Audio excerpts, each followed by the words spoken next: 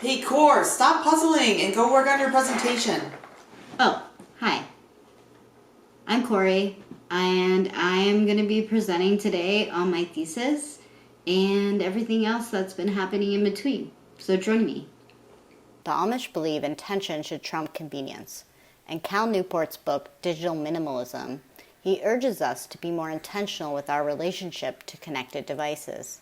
The attention economy, defined by the Nielsen Group, is digital products that are competing for users' limited attention. The modern economy increasingly revolves around the human attention span and how products capture that attention. It's very hard to stay present when we can escape in the palm of our hands. This is a statement from my thesis I'd like to share with you now. I use dynamic media to create interventions in the everyday. My work puts intentional restrictions on humans in the pursuit of creating authentic moments of connection or the sentiment of love, away from the triggers and distractions of the attention economy. Mindfulness allows us space to linger with our own thoughts instead of quickly filling them with social media or a web shopping spree. I am cultivating conversation and building organic cross-generational friendships and communities with loving kindness. I aim to promote awareness over escapism. My work should wake you up from your digital daze. Humans are social beings after all. We need more than video chat and Zoom to fill this void of disconnection we are facing today. We are all alone, but at least together in our loneliness. We now yearn for a place to unplug and connect physically and safely.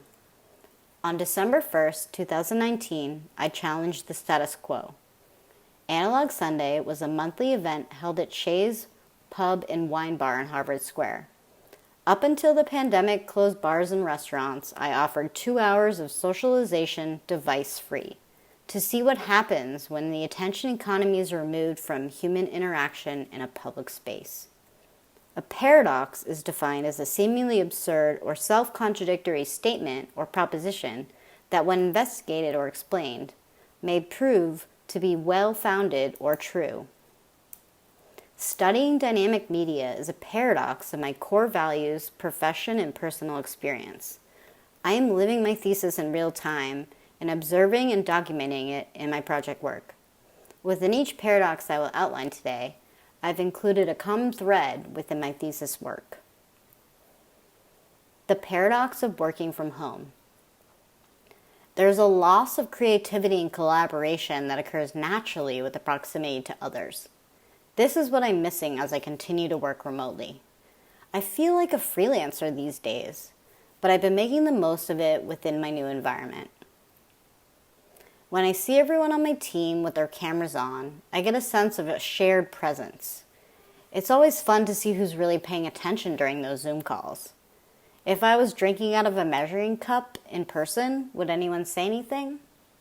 Instead, they just slacked me. Zoom has kept our company culture strong and vibrant in creative ways. We have hosted live game shows, virtual happy hours, and peer-to-peer learning, and fun topics that have ranged from phone photography, cocktails, and learning about different cultures. The next paradox, remote learning. I'm a TA for Gunta Kaza's class, Narcissism, Aggression, and Creativity. I continue to see the impacts of remote learning on group dynamics and engagement. Our discussions and readings force intentional self-reflection. I use our weekly self-portrait exercises to express my experience in the present. Last semester, I mainly used photography, but this fall, I've committed to creating them by hand. I use Procreate on my iPad to create them digitally. Here is yet another paradox. The paradox of connection. Every day I'm testing my resilience over the things I can't control. I miss my dad the most and would give my firstborn just to hug him right now.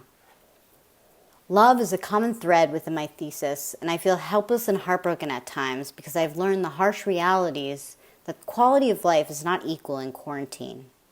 Nietzsche says, "What doesn't kill me will make me stronger."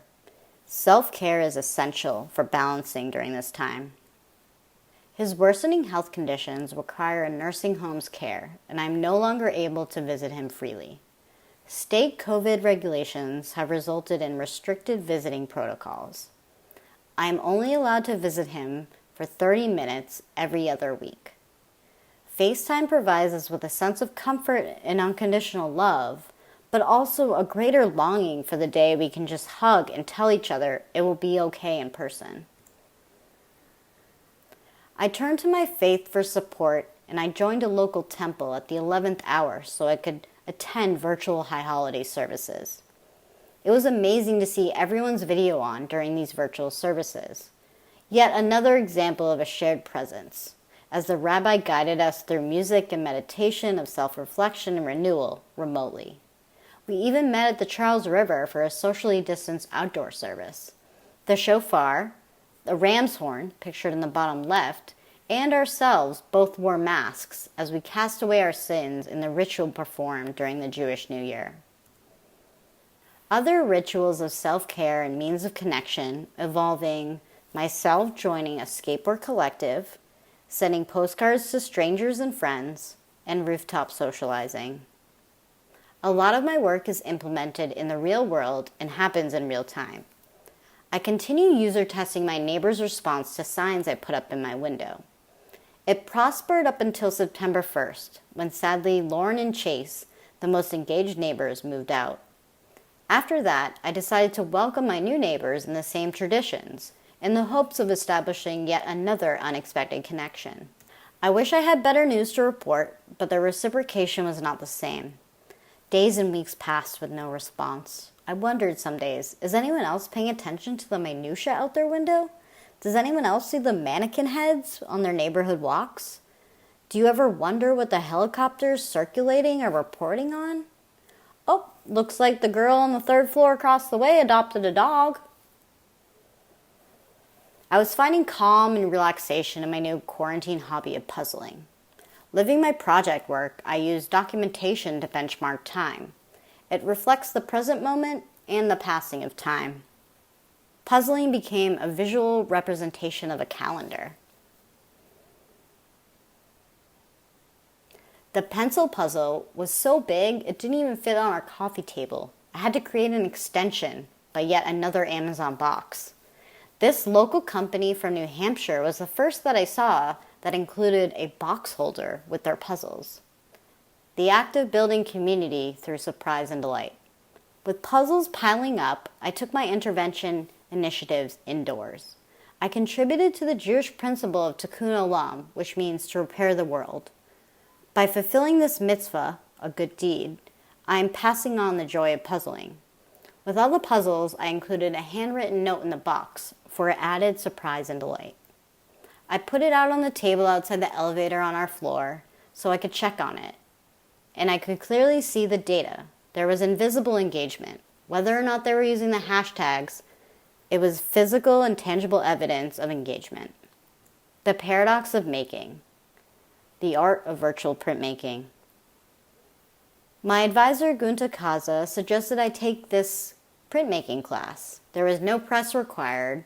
The virtual class was designed to let anyone become a printmaker using jelly press and found household objects.